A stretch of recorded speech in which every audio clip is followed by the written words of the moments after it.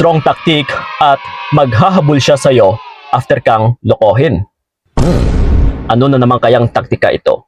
Siyempre, tested and proven na mga tactics yung mga itinuturo ko sa inyo.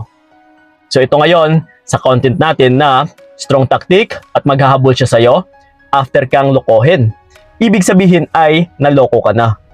Pinagpalit ka, iniwan ka, and then sumama na siya sa iba.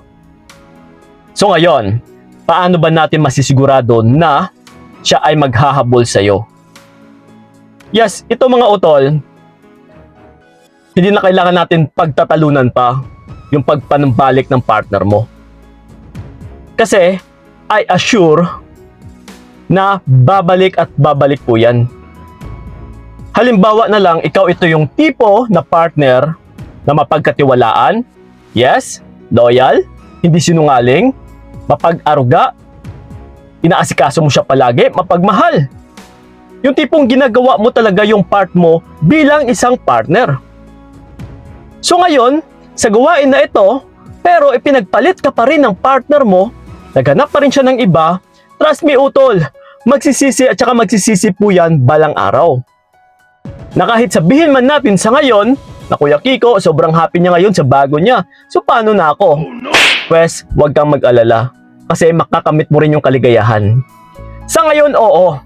Napaka-happy nila. So, pareho lang din naman ito sa inyo utol na kung dati is nagmamahalang kayo, napaka-happy, pero umantong pa rin sa ganito na situation. Niloko ka. So, siya pa kaya or sa bago niya pa kaya? Yes, ngayon pa kaya? Na may bago siya. So, ibig sabihin kung maligaya man sila ngayon, masaya man sila ngayon, hahantong at saka hahantong din yan sa pagsasawa. Na magkasawaan din yung dalawang yan. So, ito ngayon. Ito haasahan ninyo. Babalik at saka babalik talaga yung partner mo. Ipapaputol ko man yung aking basta kung hindi siya babalik sa'yo. Kasi, like I said kanina, kung ganun ka nga klaseng partner, mapagkatiwalaan, mabait, loyal, bihira lang po yung may ganitong klaseng partner. Yes, based on my experience utol, at saka siyempre sa mga nakakausap ko na rin, actually, marami po talaga mga tao na salawahan, na manloloko, hindi mapagkatiwalaan. So kung ikaw ito ngayon na alam mo sa sarili mo na wala kang ginagawa, wag na huwag ka talagang matakot dahil hindi lahat ng tao ay kagaya sa'yo. So dapat confident ka sa sarili mo. So trust me utol, kaya babalik at babalik po yan kasi balang araw utol ay mag-asawaan din yung dalawang yan. Okay, kagaya sa sinabi ko kanina. So ngayon, babalik po siya. So sa pagpanumbalik niya is magpaparamdam po yan. So ikaw naman ito ngayon na niloko, okay lang ba sa'yo? Nababalikan ka lang niya kung kailan niya gusto? Naniloko ka na dati, na sinira niya na yung tiwala mo? Oh, no! So ngayon, bakit siya bumalik? Bumalik yan utol, nagparamdam siya sa'yo dahil failure yung ipinagpalit niya.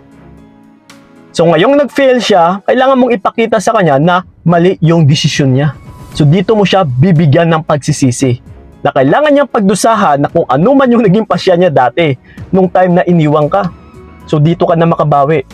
So ito po yung taktika natin na kailangan hayaan mo siya and then sa pagpanumbalik niya is sigurado failure po yung pinagpalit niya sa'yo. And then dito mo na siya i-dump para magsisi. Yun lang po. Huwag kang magparamdam, magparaya ka and then sa pagpanumbalik niya, boom, ibasura mo. Ha? Simple as that. So yun po mga utol, maraming salamat. So ingat kayo. Sa mga gusto pala akong makausap one-on-one, PM is the key lang. And then magkita-kita tayo doon sa aking FB page na Payong Kaibigan ni Kiko. Yun lang po, maraming salamat. So ingat kayo. God bless and babush! Mabuti nang bitawan ka para wala nang pait. Hanggang dito na lamang kung nakayanan ko, nakawakan ang naranasan ko, baby.